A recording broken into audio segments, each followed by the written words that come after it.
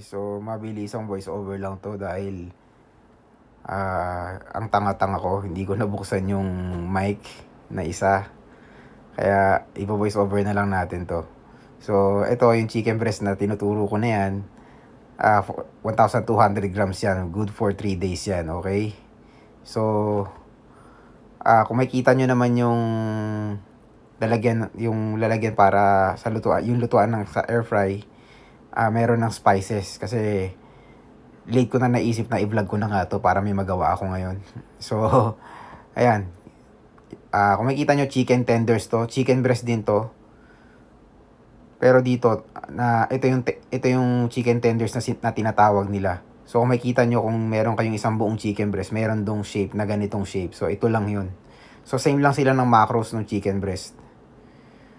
So, ayan. Ihatiin ko lang siya sa magkakaparehas na shape. Okay? So, itong chicken breast na to, good for 3 days siya.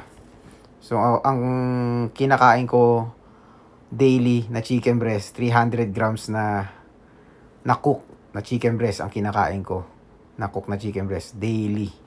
Minsan naman pagka hindi ko na kailangan ng chicken breast dahil mataas yung protein ng mga kinain ko ngayong araw, so mababawasan yung quantity ng chicken breast na kakainin ko, 'di ba? So, yung chicken breast kasi ang silbi lang niya sa akin, guys, is pang puno lang ng protein intake dahil yung protein intake ko kasi ngayon mataas yung protein intake ko ngayon, naka 200 grams ng protein ako ngayon. So, kaya kailangan talaga yung chicken breast. Mas madali yung buhay ko pagka kumakain ako ng chicken breast. Mas hindi ako nai-stress ng kung ano yung kakainin ko, 'di ba? At mas nakakain ko yung kailangan kong kainin. So, yan. 2 piraso na lang. Lapit na. Ayan. Ginugunting niya na. Ayan na. Tapos na. So, ano kaya sinasabi ko dyan? Nakalimutan ko kung ano yung sinasabi ko dyan. Basta, yan na yun. Nagupit ko na lahat ng chicken breast. At ngayon, ito yung mga seasonings. So, ito naman, Japanese salt and pepper to. So, mix na siya. Japanese salt and pepper niyan. Kung wala kayo niyan, okay lang salt and pepper. Or kung may gusto man kayo na ilagay, patis, toyo, o kung anong gusto nyo ilagay, okay lang. Kahit anong ilagay nyo dyan sa chicken breast, pwede nyo ilagay. Yan, basil. So, ako kasi, sinisimplihan ko na lang. Hindi ko na inaartihan kasi tinatanggap ko na lang yung katotohanan na wala na akong magagawa sa chicken breast kasi sa sobrang tagal ko nang kumakain ng chicken breast. By the way, sa pagkatapos naman ng video na to, mas i-explain ko sa inyo kung bakit ganito lang yung timpla ko sa chicken breast, okay? So, wag kayo masyadong malungkot. Yan, nakita nyo, mini-mekos-mekos na. Mekos-mekos na, yan, mekos-mekos, kinamay. So, ayan. Haluin nyo lang. Meron tong olive oil. So, pagdating naman sa oil, kahit anong oil, okay lang gamitin nyo. Wag lang ipikasin oil. So, pwede nyo gamitin olive oil, butter, any oil. Pwede nyo gamitin, okay? So, ayan. Tapos na yan. So, ayan. Kita nyo, ayan na yung chicken breast. Pasok na natin.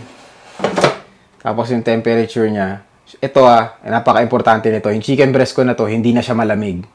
Kumbaga, nasa tamang temperature na siya. So, bibake ko lang siya ng 345 for 18 minutes. Yan.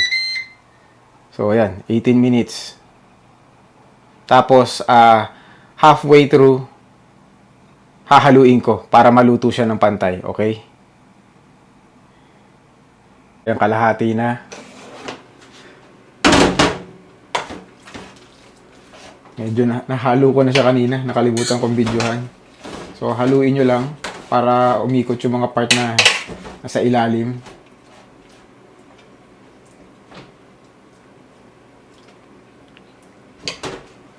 Balik nyo ulit. Yan. So, ayan. Tapos na siya. Tapos na. Ayan na itsura niya. So yan lang, ganyan lang yung chicken breast ko. Ganyan lang ka-basic yung chicken breast ko. Wala nang arte, wala nang paligay-ligoy pa. My favorite chicken breast recipe. Okay guys. So yun lang yung yun yung chicken breast recipe ko na nire-request nyo. So kung yun yung ine-expect nyo or may ine-expect kayong iba, yun lang yung chicken breast ko eh. So, pero bigyan ko kayo ng background kung bakit yun lang yung chicken breast ko para magets nyo kung bakit yun lang yung chicken breast ko. Ba't ganun ko lang niluluto yung chicken breast ko. Way back 2014, doon ako nagsimulang mag-start kumain ng chicken breast. 2014 nagsimula ako mag-start kumain ng chicken breast. So, 2014 hanggang 2017, hanggang early 2017, halos puro chicken breast lang kinakain ko. Buong araw chicken breast, kamote, ganyan. Chicken breast, kamote, kanin. So, syempre, pasasarapin mo kahit papano, di ba? Kasi yun lang yung kinakain mo buong araw eh. So, pasasarapin mo talaga.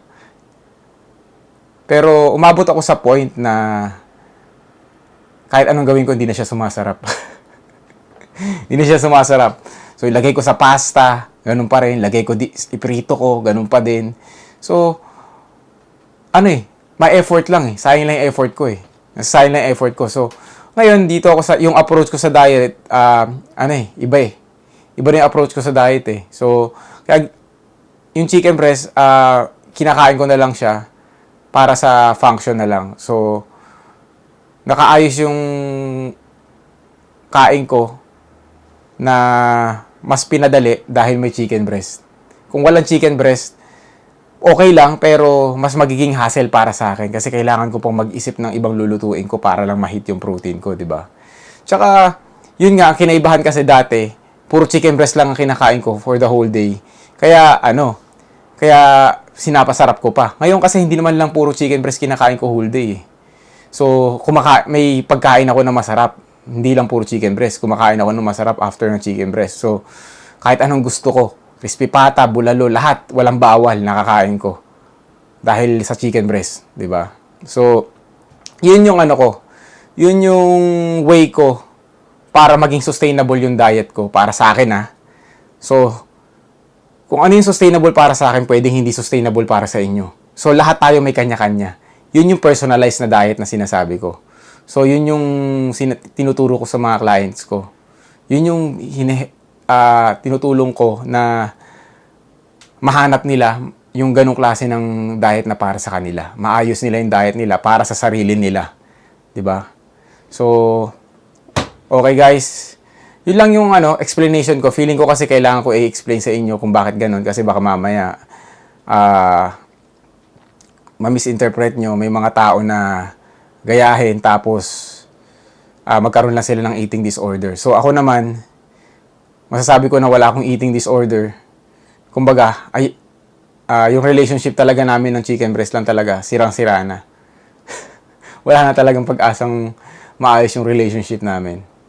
So natatawa nga ako minsan eh.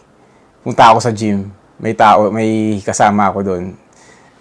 Si Kent Jasper, tatawa, naalala ko yung 2018 yata yun, parehas kami nakaprep yata 2017, sabi niya, bro, tikman mo tong chicken breast ko, napakasarap nito. Sarap nito, napakasarap talaga. So, ang sabi ko sa kanya, kahit gaano pa kasarap yan, hindi yan masarap para sa akin. So, tinikman ko, hindi nga talaga masarap para sa akin, pero masarap para sa kanya. Diba? So, doon pa lang, nagkakaiba kami. Diba? So, kailangan ayusin mo yung diet mo based sa sarili mo. Okay? Tapusin na natin to kasi marami akong gagawin ngayon. Believe!